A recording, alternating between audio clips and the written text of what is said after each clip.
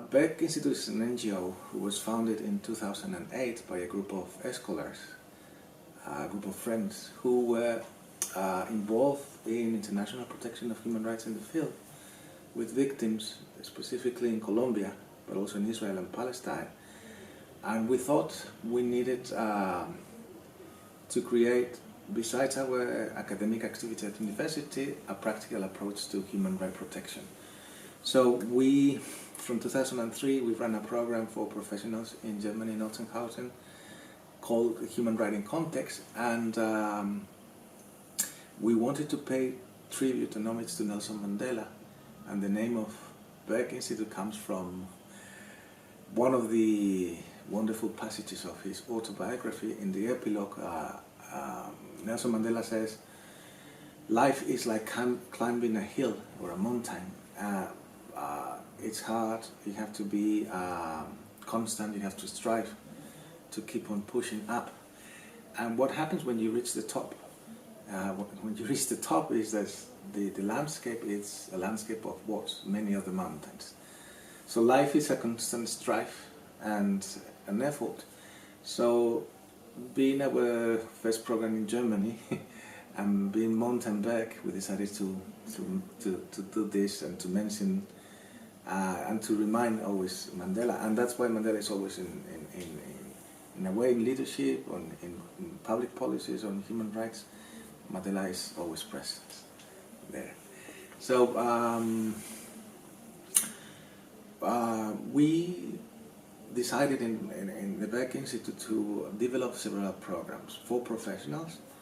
The program in Israel and Palestine and the program in Europe, which we run a 14-day program, and we go through the international organization institutions in Europe, but also those sites that remind us Europeans what we are and we've done. We always mention that probably the three worst legacies in the last 2 centuries, the darkest hour, the darkest chapters, the most infamous moments in the last 2 centuries were precisely created by Europeans. And what I mean are the legacy of colonialism and First and Second World War. All of them are European creations. So Franco, Mussolini, and Hitler and other historical characters are as European as Picasso, Velázquez, and Goya. And in this program we start by Auschwitz, and here in Madrid we go to the Reina Sofia to see the Picasso, and we have this tool which is an international legal approach, but also historical, political, and in the end these are human rights programs on leadership, how you can create public value, being human rights your inspiration. And besides, if you're a democracy, your first commitment is to respect and uphold and to strengthen human rights policies. So we have developed for the last 7 years, we think the most important human rights library in the Spanish language. And last year we decided to create a new a collection of books, not focusing international law, which is quite technical, but we wanted to spread the spectrum of our readers.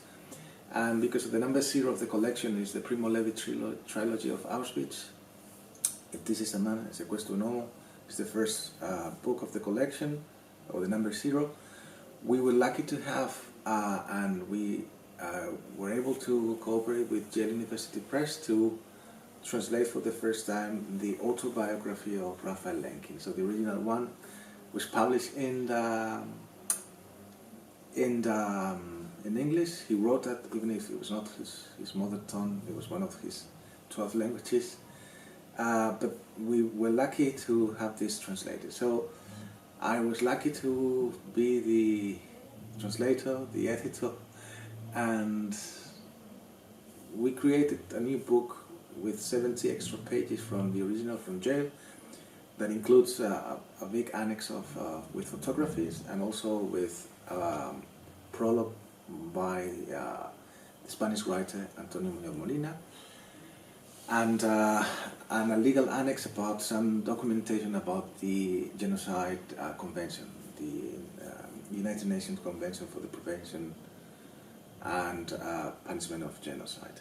So, and how did the idea come up to start with Primo Levi, and the second book you thought should be Raphael Lemkin? Well, I think I would lie if I said to you that everything was in the agenda and we decided to do so. In the first place, when we published Primo Levi, it was in a special agreement with the editing house, and we have our special cover, and we received the support from Primo Levi's family with this.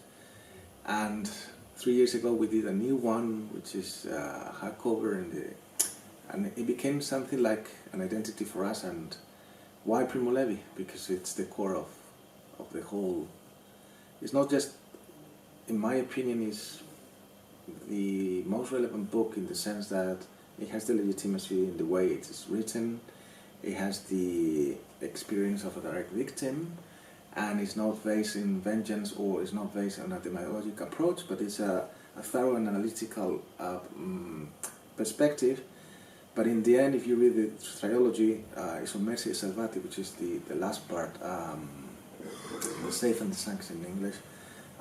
It's about how democratic societies should work in order to prevent this kind of situation. So in the end, there's always a lesson. And for us, I love literature and need literature, but also it's a wonderful combination to use the legacy of Primo Levi to understand all the international machinery that has been built in order to avoid the situation described by Primo Levi. And it's not about Auschwitz or the Second World War. It's about what is ahead of us and why we were unable to stop what happened in Rwanda, or what happened in Cambodia, or what happened in many of the genocide cases, or serious human rights violations. So Primo Levi was like I call that the Rosetta Stone. Going to Auschwitz hand by hand with Primo Levi, it shows you not just the past, but what is your main responsibility as a citizen today in planet Earth. And if you are a democracy and believe in human rights, you have to have a proactive approach, and it's not enough. Even awareness is not enough, because that also means to be not plunged into affairs and not having a voice. So Primo Levi, it was like the core of the whole process. And why Lemkin? Me as a professor, I'm always trying to understand and to learn. And 3 years ago I read this book by chance. Of course I knew Lemkin, but I knew the two lines that he coined the new term genocide. So we contacted jail, we explained our project. Of course we have a great deal of publications in international law and human rights, so they decided to support our idea. And we were really happy. And that was the startup of a vision that it's been kept growing. And it's Lemkin, but the number 10, we are so happy that it's the biography of Fritz Bauer.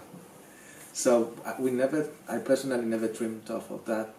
My heroes, Lemkin, Primo Levi, of course Beatenses Glasfeld, and of course finally Fritz Bauer. But also we will see in the collection the life of the Palestinians, and in order to see all the spectrums of life. And also we have something about the civil war in Spain, and the post-civil war, and the trauma, and the impunity. So we've been, in a way, modeling an idea as it happens, because we didn't have this agenda design. Primo Levi was the one who called all the other parts, because we have the technical collections, we have 9 titles, but they had this very limited spectrum of readers. It was about international law and the right to truth commissioned, public policies and human rights. So for the first time we have the opportunity to knock at the door of the sensibility of many of the citizens who will understand a narrative much richer than we are used to, and everything will be for the cause of human rights. We are also happy, and this is something very beautiful for us, that we were surprised that Lemkin was not translated into German. So we decided to acquire once again with Yale, and Yale supported us the idea, and we will not doing the Yale version, but will be the Spanish version, which is has 70 extra pages, and we know that the German public will be really interested, and I'm happy to tell to the public that Institut Bojack will do the introduction for the German reader. So for us it's like it's something very beautiful. On a personal basis, on a personal perspective, I'm not a translator. I'm an international law professor, but I speak several languages and I'm interested in that. So I had translated already from French, from Italian, and this was and had some articles translated from John Pocock, the historian. I participated in with Eloy Garcia in the Machiavellian moment. I translated that part, but also translated some of his articles, and I was lucky to translate the most important intellectual of the Third Republic from French into Spanish, Alain. The Citizens Against the Power is translated into Spanish, El Ciudadano contra los Poderes. And I'm currently translating Antonio Cassese, with a book about human rights from Italian. That's the one that I feel more comfortable. But Lenkin to me was like a kind of not challenge is the word, but it's a kind of mission. I always say that because I kept on doing my job, traveling and teaching, and I had to wake up in the mornings early for almost 1 year. And I always tell this story, but it's true. It's that he was helping me in my house. Whenever I climbed to the library, he was waiting for me just to keep on the translation. And I shared this idea with Donna Fritz, who was the author of the autobiography. She deciphered the handwriting of Lenkin, and he made the final layout of the autobiography. And she told me this story that I really like, is that there is a wonderful documentary, Watches for the Sky.